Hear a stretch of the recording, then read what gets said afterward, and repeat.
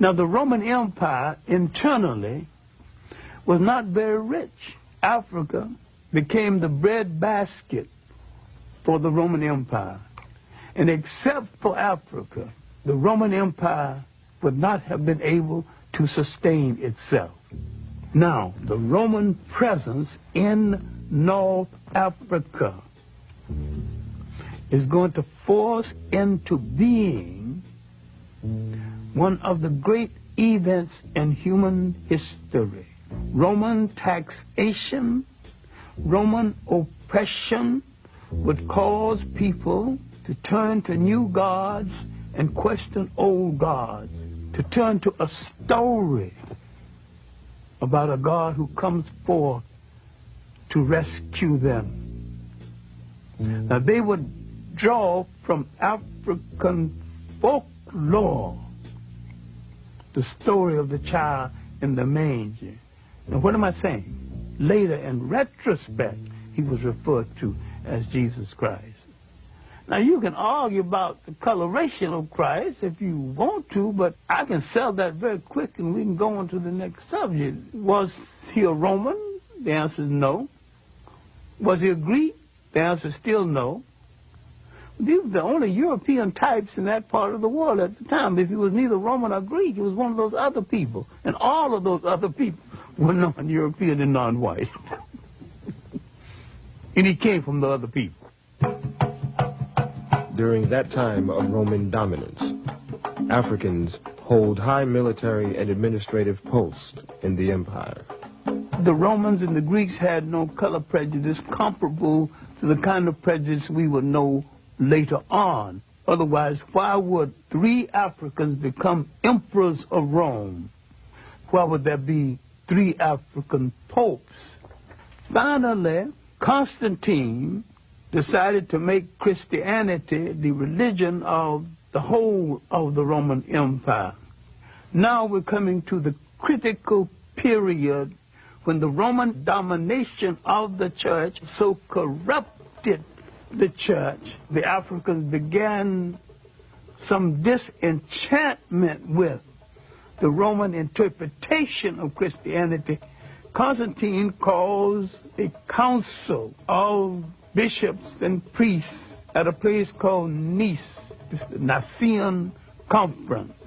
It is at this conference that the European created a European concept of Christianity. It was at this conference that they began to take the African saints out of the literature of Christianity. Now the corruption had started. The physical concept of Jesus Christ did not exist. Now, how did it come into existence? Because the Pope commissioned it to come into existence. Michelangelo painted the picture using one of his relatives as model. And that picture, one of the finest pieces of propaganda ever projected in history, has changed the minds of millions of people as who's supposed to represent God, whoever he or she is. And I have no problem with the she. Spirituality is a way of accepting the fact that there is a spiritual force in the universe larger than all of mankind. But someone had to come along and invent a word called God. And someone had to say of another God, and say, mine is better than yours. And someone had to create faith. Someone said, I have the true faith. Religion is the organization of spirituality into something that became the handmaiden of conquerors. Nearly all religions were brought to people and imposed on people by conquerors and used as the framework to control their mind. my main point here is that if you are the child of God and God is a part of you, then in your imagination, God's supposed to look like you.